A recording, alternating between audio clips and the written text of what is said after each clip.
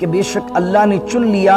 آدم علیہ السلام کو، نوح علیہ السلام کو، اور آل ابراہیم کو اور آل عمران کو تمام عالم پر، وآل عمران علی العالمین، کہ اللہ رب العزت نے ان تمام کو چن لیا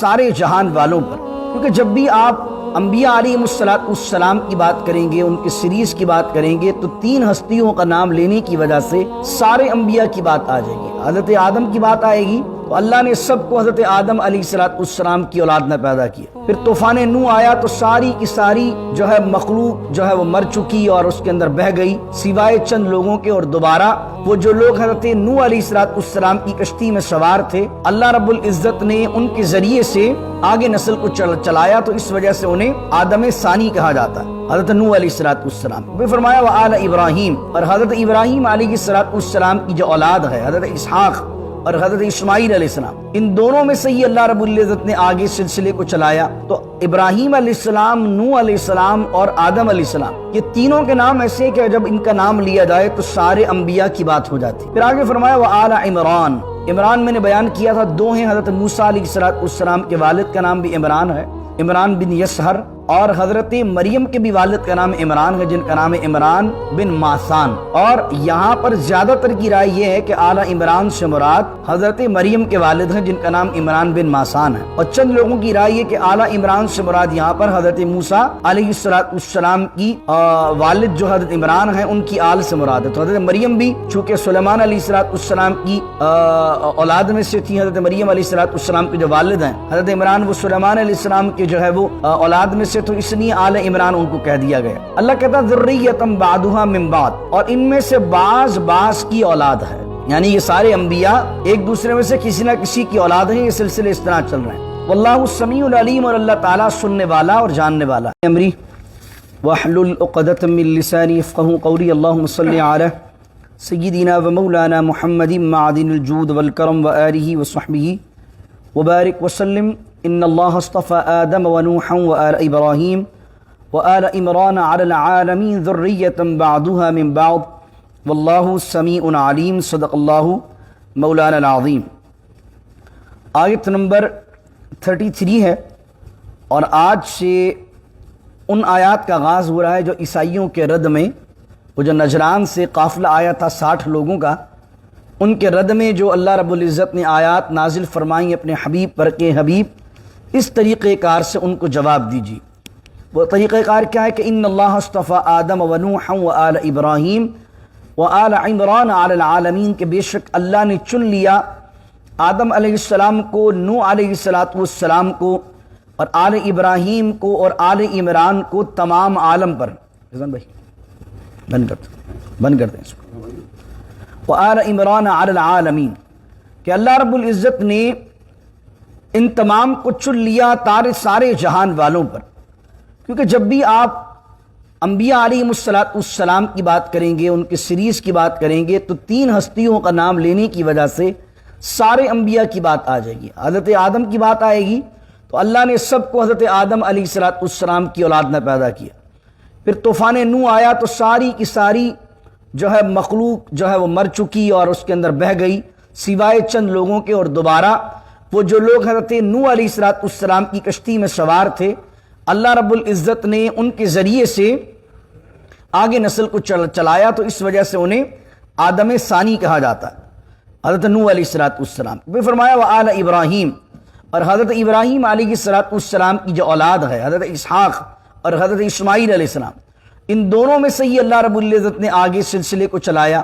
تو ابراہیم علیہ السلام، نوح علیہ السلام اور آدم علیہ السلام، یہ تینوں کے نام ایسے کہ جب ان کا نام لیا جائے تو سارے انبیاء کی بات ہو جاتی۔ پھر آگے فرمایا وآل عمران، عمران میں نے بیان کیا تھا دو ہیں، حضرت موسیٰ علیہ السلام کے والد کا نام بھی عمران ہے، عمران بن یسہر، اور حضرت مریم کے بھی والد کا نام عمران ہے، جن کا نام ہے عمران بن ماسان۔ اور یہاں پر زیادہ تر کی رائے یہ ہے کہ اعلیٰ عمران سے مراد حضرت مریم کے والد ہیں، جن کا نام عمران بن ماسان ہے،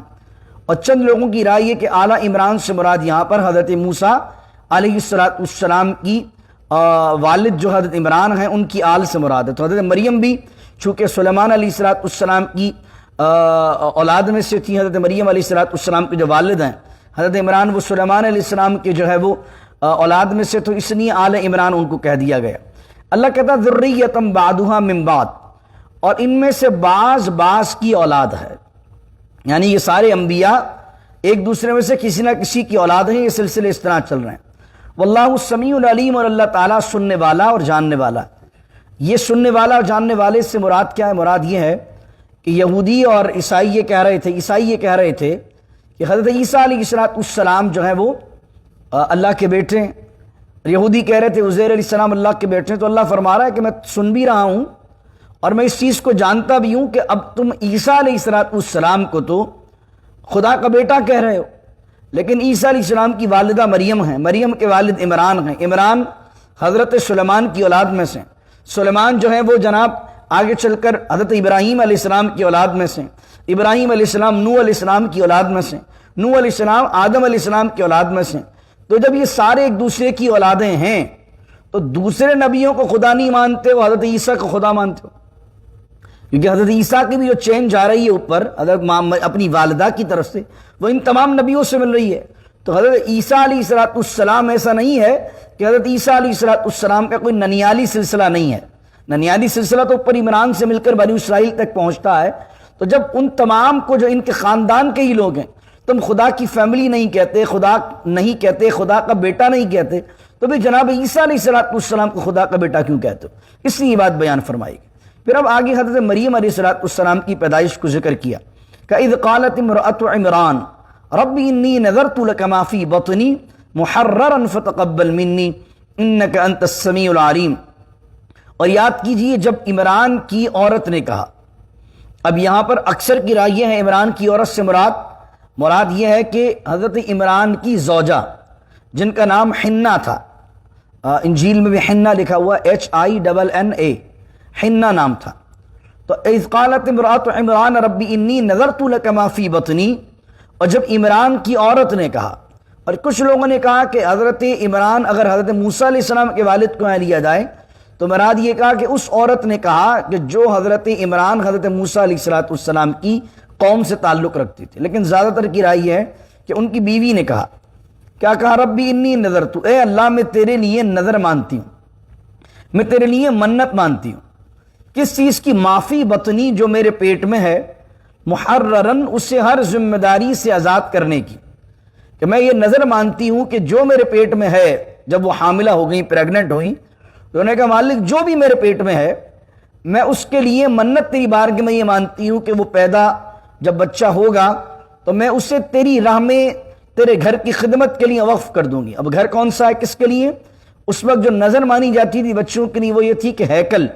جو کہ ہیکل سلیمانی بیت المقدس میں عبادت گاہ تھا، اور اس کے اندر انہوں نے منت مانی کہ اگر میرا بچہ ہوگا تو میں اپنے بچے کو اس بیت المقدس کی خدمت کے لیے وقف کر دوں گی۔ اور محررن کا معنی یہ کہ ذمہ داریوں سے آزاد کر دوں گی، یعنی میرے حوالے سے جو اس پر ذمہ داریاں آئیں گی، فیملی کی جو ذمہ داریاں آئیں گی، اس سے ہم اس کو آزاد کر دیں گے اور تیری طرف جو ہے اس کو وقف کر دیں گے۔ تو کہنے لگی فتقبل منی، اے اللہ اس کو میری جانب سے قبول فرما، میری نظر کو،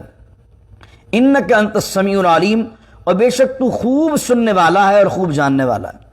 فلما وضعتها قالت رب انی وضعتها انثى، جب انہوں نے جنا تو انہوں نے ایک بیٹی کو جنا، ایک عورت کو جنا، تو قالت رب انی وضعتها انثى، تو حضرت حنہ حضرت عمران کی جو زوجہ تھی وہ کہنے لگیں اے میرے رب یہ میں نے تو لڑکی کو جنا ہے، یعنی ان کے دماغ میں یہ تھا کہ میرے لڑکا ہوگا تو میں اسے اللہ کی راہ میں وقف کر دوں گی، اور اس وقت جو بیت المقدس کے خادمین تھے اس میں کوئی خاتون نہیں تھی، صرف مرد ہی اس کی خدمت کرتے تھے۔ تو اب انہیں ٹینشن لاحق ہوئی، انہوں نے کہا میں نے تو منت اور نظر یہ مانی تھی کہ میرا بچہ ہوگا تو میں اس سے وقف کروں گی تیری راہ میں، لیکن یہ بچہ جو ہوا ہے میرے ذہن میں تھا لڑکا ہوگا، لیکن قالت ربی انی وضعتها انثى، وہ کہنے لگی کہ میں نے تو اس عورت کو جنم دیا ہے، انثى کا معنی عورت، واللہ اعلم بما وضعت، اور اللہ خوب جانتا ہے کہ اس نے کیا جنا ہے، یعنی تو یہ بات کر رہی ہے تو نے لڑکی کو جنا ہے، لیکن اللہ خوب جانتا ہے اس بات کو کہ تو نے کیا جنا ہے، اللہ کی کیا تدبیر ہے، کیا حکمت ہے، کیا پلاننگ ہے اس لڑکی کے حوالے سے، اللہ خوب جانتا ہے۔ وَلَيْسَ الذَّكَرُ كَالْأُنثَىٰ، اب یہاں پر اگر یہ آیت کو کہیں کہ حضرت حنہ نے کہا تو ترجمہ یہ ہوگا کہ وہ کہنے لگی اور یہ لڑکا نہیں ہے لڑکی جیسا اور لڑکا نہیں ہے لڑکی جیسا، یعنی لڑکا ہوتا تو وہ زیادہ خدمت کر سکتا، محنت کر سکتا، آسانی سے کام کر سکتا، اور وہ لڑکی جیسا نہیں ہوتا۔ اور اگر اس آیت کو یہ کہیں کہ اللہ نے کہا تو اس سے مراد یہ ہوگی وَلَيْسَ الذَّكَرُ كَالْأُنثَىٰ کہ اے حنا اگر میں تجھے بیٹا دیتا تو وہ بھی اس بیٹی جیسا نہیں ہوتا۔ یہ بیٹی تجھے میں نے ایسی عطا فرمائی ہے کہ کئی سو بیٹے بھی ہوں وہ اس بیٹی کے برابر نہیں ہو سکتے۔ وَإِنِّي سَمَّيْتُهَا مریم، اور پھر آگے بیان کرتے ہیں کہ حضرت حنا نے ان کا نام رکھا مریم۔ وَإِنِّي أُعِيذُهَا، اور دعا کی کہ أُعِيذُهَا بِكَ وَذُرِّيَّتَهَا مِنَ الشَّيْطَانِ الرَّجِيمِ کہ اللہ میں مردود شیطان کے شر سے اس بچی کو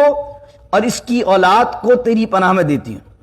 یہاں پر امام ابو بکر جساس ایک حنفی عالم ہیں، انہوں نے لکھا ہے کہ ماں بھی اپنے بچوں کا نام رکھ سکتی ہے، جس طرح حضرت مریم نے، حضرت مریم کی والدہ نے ان کا نام رکھا۔ وَإِنِّي سَمَّيْتُهَا مریم، ہمارے یہاں کیا ہوتا ہے بچہ ہو جاتا ہے سارے خاندان سے پوچھتے ہیں کہ بچے اس کا نام کیا رکھیں۔ مرد اپنے مرضی کا نام رکھ دیتا ہے اور پھر اپنے گھر والوں سے پوچھ لیتا ہے، بیچاری عورت کی یا بیوی کی کوئی جو ہے اس کے اندر رائے کو دخل ہی نہیں دیا جا رہا ہوتا۔ حضرت عمران انتقال کر چکے تھے اور حضرت عمران کے بعد جو نام رکھنے والی ہیں وہ ان کی زوجہ ہیں جو کہ حضرت مریم کی والدہ ہیں۔ تو اس لیے یہاں پر ایک مسئلہ فقہ میں لکھا گیا کہ عورت بھی یعنی بیوی بھی چاہے تو وہ نام رکھ سکتی ہے۔ تو اس لیے جب نام رکھنے کی باری آئے تو پہلی چیز تو یہ کہ اچھے نام رکھے جائیں۔ مریم کا معنی جو ہے نا اطاعت گزار،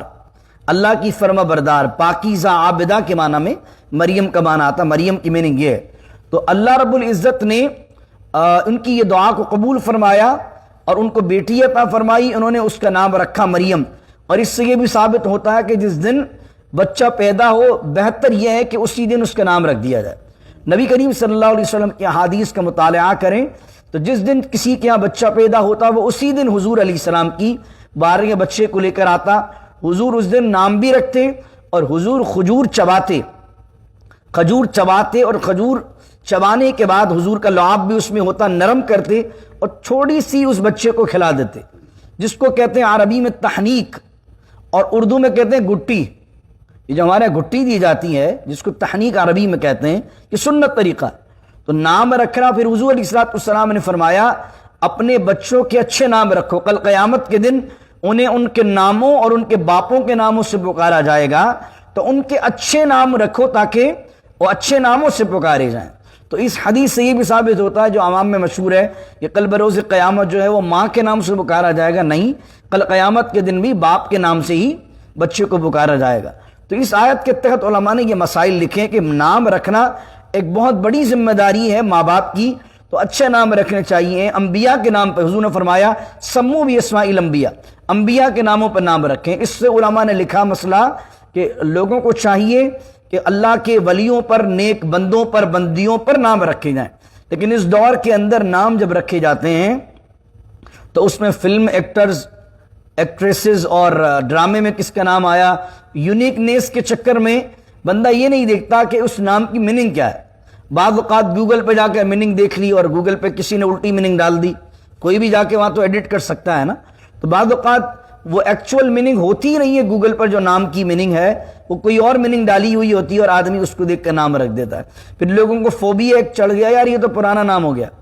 کچھ نیا نام رکھیں، کچھ نیا، کچھ لیٹسٹ نام رکھیں۔ وہ لیٹسٹ رکھنے کے چکر میں ایسا نام رکھ دیتے ہیں جو اسلامی نام ہی نہیں ہوتا، جس میں اچھے معنی پائے نہیں جا رہے ہوتے۔ نبی کریم صلی اللہ علیہ وسلم کی بارگاہ میں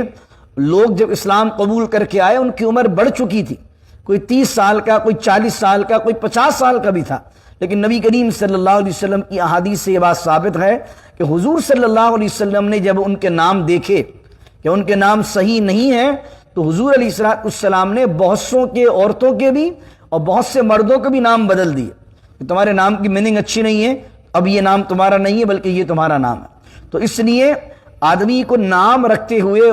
والدین کی ذمہ داری ہے کہ اچھے نام رکھیں، اور نام رکھنے کے ساتھ ساتھ مٹھائی وغیرہ تو بڑھ جاتی ہے، لیکن دعا کیا کرنی چاہیے؟ وہ دعا جو حضرت حنا نے مانگی حضرت مریم کے لیے، اِنِّی أُعِیذُهَا بِکَ وَذُرِّیَّتَهَا مِنَ الشَّیطَانِ الرَّجِیمِ، یعنی کہ ابھی بیٹی پیدا ہوئی ہے اور دعا بیٹی کی اولاد کی بھی مانگ لی انہوں نے، انی اعیذھا بک، اس کو اور اس کی اولاد کو شیطان مردود کے شر سے پناہ عطا فرما۔ اللہ اکبر۔ تو اس لیے جب کسی کا بچہ دیکھنے جائیں تو دعا یہ دیں کہ اللہ تعالیٰ اس بچے کو اور اس سے چلنے والے آگے کی نسل کو اللہ تعالیٰ اپنے دین کی خدمت کرنے کی توفیق دے، دین کا داعی بنائے، اور شیطان مردود کے شر سے اس کو اور اس کے خاندان کو اپنی پناہ نصیب فرمائے۔ پھر اللہ رب العزت فرماتا ہے فَتَقَبَّلَهَا رَبُّهَا بِقَبُولٍ حَسَنٍ وَأَنبَتَهَا نَبَاتًا حَسَنًا وَكَفَّلَهَا زَكَرِيَّا كُلَّمَا دَخَلَ عَلَيْهَا زَكَرِيَّا الْمِحْرَابَ وَجَدَ عِندَهَا رِزْقًا قَالَ يَا مَرْيَمُ أَنَّىٰ لَكِ هَٰذَا قَالَتْ هُوَ مِنْ عِندِ اللَّهِ إِنَّ اللَّهَ يَرْزُقُ مَن يَشَاءُ بِغَيْرِ حِسَاب۔ تو اللہ نے قبول کیا اس نظر کو، اس منت کو۔ بیٹی اگرچہ دی لیکن نیت ان کی صالح تھی، تو اللہ نے فتقبلها ربها، تو اس کے رب نے قبول کر لیا اس کی نظر کو، اس کی بیٹی کو، بقبول حسنا، بہت اچھی طرح قبول کیا۔ وَأَنبَتَهَا نَبَاتًا حَسَنًا، اور حضرت مریم علیہ السلام کو پروان چڑھایا، ان کی تربیت کی، نباتاً حسنا، بہت اچھی تربیت کی۔ پھر فرمایا وَكَفَّلَهَا زَكَرِيَّا، اور انہیں حضرت زکریا کی کفالت میں دے دیا۔ نباتاً حسنا سے علماء نے لکھا ہے کہ عام بچے اتنا نہیں بڑھتے جتنا مریم علیہ السلام بڑا کرتی تھی، اتنی تیزی سے پروان چڑھی۔ اور پھر حضرت زکریا علیہ السلام اس وقت جو ہے وہ چیف آف مربی تھے، وہاں کے بیت المقدس کے چیف آف امام تھے، یعنی اور بھی لوگ وہاں پر عبادت گزار تھے، اس خادمین تھے بیت المقدس کے، لیکن زکریا علیہ السلام اس وقت جو ہے وہ آپ چیف آف امام وہاں کے موجود تھے۔ تو حضرت زکریا حضرت مریم کے خالو بھی لگتے تھے۔ حضرت عمران نے اور حضرت زکریا نے دو بہنوں سے شادی کی، ایک کا نام حنہ ہے، ایک کا نام عیشہ بنت فاقوزہ آتا ہے۔ تو حضرت زکریا علیہ السلام، اب اگلے رکوع میں ہم آیت نمبر 44 میں 43 کے اندر پڑھیں گے کہ حضرت زکریا کو کفالت کیسے ملی، لیکن قرآن کریم نے پہلے بیان کر دیا کہ ان کو کفالت ملی، کیسے ملی وہ اگلے رکوع کے اندر ہم بیان کریں گے۔ تو حضرت زکریا علیہ السلام لوگ چاہ رہے تھے کہ ہم کفالت کریں، لیکن زکریا علیہ السلام خالو تھے، تو انہوں نے کہا کہ مجھے زیادہ حق ہے کہ میں مریم کو اپنی کسٹڈی کے اندر جو ہے وہ لے لوں اور اس کی تربیت کروں۔ تو اللہ کہہ رہا ہم نے اسے حضرت زکریا کی کفالت میں دے دیا۔ اب حضرت زکریا علیہ السلام کی تربیت میں، ان کی کفالت میں حضرت مریم علیہ السلام پلنے لگی، بڑھنے لگی۔ تو اب اللہ رب العزت نے ان کو پروان چڑھایا، اور جب وہ تھوڑی بڑی ہوئیں تو اب انہیں بیت المقدس بھیج دیا گیا، اور بیت المقدس میں انہیں ایک حجرہ دے دیا گیا، اور اس حجرے کا نام تھا محراب۔ قرآن نے کہا کلما دخل علیہا زکریا المحراب، اور جب کبھی داخل ہوتے حضرت زکریا حضرت مریم کی محراب میں۔ اب ایک تو محراب جب ہم سنتے ہیں ہمارے ذہن میں تصور آتا ہے کہ جو مسجد میں محراب ہوتی ہے، جس طرح میں اس وقت محراب میں بیٹھا ہوں، لیکن محراب کا جو میننگ ہے، جیسے سناگوگ ہوتے ہیں، سوامع ہوتے ہیں، اور جو چرچز ہوتے ہیں، اس زمانے کے اندر کیا ہوتا تھا، محراب اس کو کہتے تھے اس جگہ کو جس پر سیڑھیاں چڑھ کے جانا پڑے۔ تو وہ جو عبادت گاہ ہوتی تھی، گرجا گھر ہوتا تھا اس زمانے کے اندر، جو ہیکل ہوتا تھا، اس عبادت گاہ کے سائیڈ میں کچھ کمرے بنے ہوتے تھے وہاں کے خادمین کے لیے، عبادت گزاروں کے لیے، کہ جو وہاں پر اعتکاف کر سکیں۔ اور وہ کس طرح بنے ہوتے تھے، وہ تھوڑی ہائٹ پر بنے ہوتے تھے، جہاں پر سیڑھیاں چڑھ کے جانا پڑتا تھا، اس کو کہتے تھے محراب۔ اس سے مراد یہ محراب نہیں ہے کہ جو ہماری یہاں مسجدوں کے اندر ہوتی ہے محراب۔ تو کلما دخل علیہ زکریا المحراب، جب کبھی حضرت زکریا علیہ السلام حضرت مریم کی اس محراب میں، اس حجرے میں جاتے، وجد عندها رزقا، تو وہاں پر ان کے پاس وہ رزق پاتے، نئے نئے پھل پاتے، سردیوں میں گرمیوں کے پھل، گرمیوں میں سردیوں کے پھل پاتے۔ اکثریت کی رائے یہ ہے، اور کچھ نے یہ بھی لکھا کہ رزقن سے مراد یہاں ہے حکمت کی بات، بہترین عقل مندی کی باتیں۔ جب زکریا علیہ السلام ان کے خالو جاتے وہاں، تو مریم علیہ السلام سے گفتگو ہوتی، وہ گفتگو کرتی تو بہت زیادہ بصیرت افروز گفتگو کرتی، بہت عقل مندی کی گفتگو کرتی ہیں، اور اس کے اندر خدا کی قدرت اور عجائبات کی وہ حضرت مریم بات کرتی۔ تو علماء نے کچھ نے یہ معنی لکھے ہیں کہ اس سے مراد وہ حکمت پر مبنی ان کی ایمان افروز باتیں تھیں، اور اکثر نے یہ لکھا ہے وجد عندها رزقا سے مراد یہ ہے کہ حضرت زکریا جب ان کی محراب میں، حجرے میں جاتے تو دیکھتے کہ ان کے پاس نئے موسم کے پھل ہیں، جو موسم ابھی آیا بھی نہیں ہے۔ تو حضرت زکریا سوال کرتے قال یا مریم انا لکی ھذا، اے مریم یہ تیرے پاس کیسے آیا؟ یہ اگر علم مراد لی جائے، حکمت مراد لی جائے تو مراد یہ ہوگی اے مریم تو اتنی حکمت بھری باتیں کس طرح کرتی ہے، تجھے کس نے سکھایا؟ اور اگر یہاں پر وہ جو اکثریت کی میجورٹی کی رائے ہے، یہاں پر وہ پھل مراد لیے جائیں، وہ میوہ جات مراد لیے جائیں تو مراد یہ ہوگی قال یا مریم انا لکی ھذا، اے مریم یہ تیرے پاس میوہ جات کیسے آئے، کس طرح آئے؟ تو حضرت مریم جواب دیتی ہیں قالت ہوا من عند اللہ، وہ کہتی ہیں یہ تو میرے رب کی طرف سے آیا ہے، یہ تو میرے رب کے پاس سے آیا ہے، ان اللہ یرزق من یشاء بغیر حساب۔ اور حضرت مریم علیہ السلام کہتی کہ میرے اللہ نے، میرے رب نے یہ مجھے عطا کیے ہیں، اور اللہ جسے چاہتا ہے بغیر حساب کے بے حساب رزق عطا فرماتا ہے۔ اب یہ یہاں پر ہمیں قرآن نے کیا سکھایا کہ اگر کوئی شخص آپ کو کہے کہ یار یہ پراپرٹی تم نے کیسے بنا لی، یہ مال و دولت تمہارے پاس کیسے آ گیا، تم تو غریب باپ کے بچے تھے، تم پاکستان میں ہندوستان میں رہتے تھے، تمہارے پاس تو کھانے کو نہیں ہوتا تھا، لیکن آج اللہ نے تمہیں اتنا نواز دیا، یہ تمہیں کہاں سے ملا؟ تو آدمی اپنی بڑائی نہ کرے کہ میں نے بہت عبادت کی، میں نے بہت ریاضت کی، میں نے بہت محنت کی، میں نے بہت پلاننگ کی، میرا بہت دماغ تھا، یہ تمام چیزیں بیان نہ کرے۔ آج ہی کیا ہے اور اطاعت کیا ہے؟ آدمی کہے قالت ہوا من عند اللہ، قال ہوا من عند اللہ، آدمی کہے کہ یہ میرے رب کا فضل ہے، اور ان اللہ یرزق من یشاء بغیر حساب۔ اگر کوئی آپ کی ترقی کو دیکھتا ہے اور آپ کو کہتا ہے ماشاءاللہ یار آپ نے بہت ترقی کر لی، تو اس وقت بھی اللہ کا شکر کر کے اللہ کی حمد کریں، یار یہ تو اللہ کا دیا ہوا رزق ہے، ان اللہ یرزق من یشاء بغیر حساب۔ اللہ جب نوازنے پہ آتا ہے تو ہم جیسے کمینوں کو بھی نواز دیتا ہے، ہم جیسے نکموں کو بھی نواز دیتا ہے۔ یہ جملے ادا کریں گے تو یہ جملے اللہ کی بارگاہ میں پسندیدہ ہیں، اپنی بڑائی کریں گے تو یہ شریعت میں ناپسندیدہ ہے۔ ہم کیا، ہماری اوقات کیا؟ پھر آخری آیت پڑھتا ہوں، ہنالک دعا زکریا رب، آیت نمبر 38 ہے۔ حضرت زکریا نے جب یہ بات سنی حضرت مریم کی، ہنالک، جیسے ہی بات ختم ہوئی وہیں بیٹھے بیٹھے بھی گفتگو چل ہی رہی تھی، ہنالک دعا زکریا رب، حضرت زکریا نے وہاں بیٹھے بیٹھے اپنے رب کو پکارا، ہنالک دعا، اور دعا کی اللہ سے۔ کیا دعا کی؟ قال رب هب لي من لدنك ذرية طيبة انك سميع الدعاء، کہنے لگے اے میرے رب مجھے اپنے پاس سے نیک صالح اولاد عطا فرما۔ ذریۃ طیبہ مذکر کے لیے بھی آتا ہے، مؤنث کے لیے بھی آتا ہے، واحد کے لیے بھی آتا ہے، جمع کے لیے بھی آتا ہے۔ ذریہ کا معنی ہوتا ہے ذریت، اسی سے نکلا ہے، ذریۃ کا معنی اولاد۔ تو کہنے لگے ربی ہب لی من لدنک ذریۃ طیبہ، اے اللہ مجھے نیک صالح پرہیزگار بیٹا عطا فرما، مجھے نیک صالح اولاد عطا فرما، انک سمیع الدعاء، کہ بے شک تو دعا کو سننے والا۔ یہاں پر ایک اور چیز پتہ چلی، ایک تو قرآن کی آیت یاد رکھ لیں، کسی کے اولاد نہ ہو تو وہ یہ دعا پڑھ لے۔ آیت نمبر 38 ہے سورہ آل عمران کی، اور کون سی دعا ہے قرآن کی؟ حضرت زکریا کی اولاد نہیں تھی اور وہ بوڑھے ہو چکے تھے، تو انہوں نے دعا کیا کی؟ ربی حب لی من لدنک ذریۃ طیبہ انک سمیع الدعاء۔ تو جس کی اولاد نہیں ہے کثرت سے یہ دعا مانگے تاکہ اللہ رب العزت اس قرآنی دعا کے صدقے اس کی گود کو ہری بھری کر دے۔ ربی حب لی من لدنک ذریۃ طیبہ۔ پھر یہاں پر کچھ لوگ کہتے ہیں اللہ بیٹا دے دے، بیٹی دے دے، اولاد دے دے۔ صحیح طریقہ مانگنے کا یہ ہے اللہ نیک اولاد دے دے، کیونکہ ذریہ نہیں مانگا، کہا ذریۃ طیبہ، پاک، صاف، شفاف، نیک، با اخلاق اولاد۔ بعض اوقات اولاد مانگی ہوتی ہے اور بڑھاپے ماں باپ رو کر کہتے ہیں کہ تجھ اس سے تو اچھا تھا کہ تو ہوتا ہی نہیں، کتنی منتوں سے کتنی مرادوں سے ہم نے تجھے مانگا تھا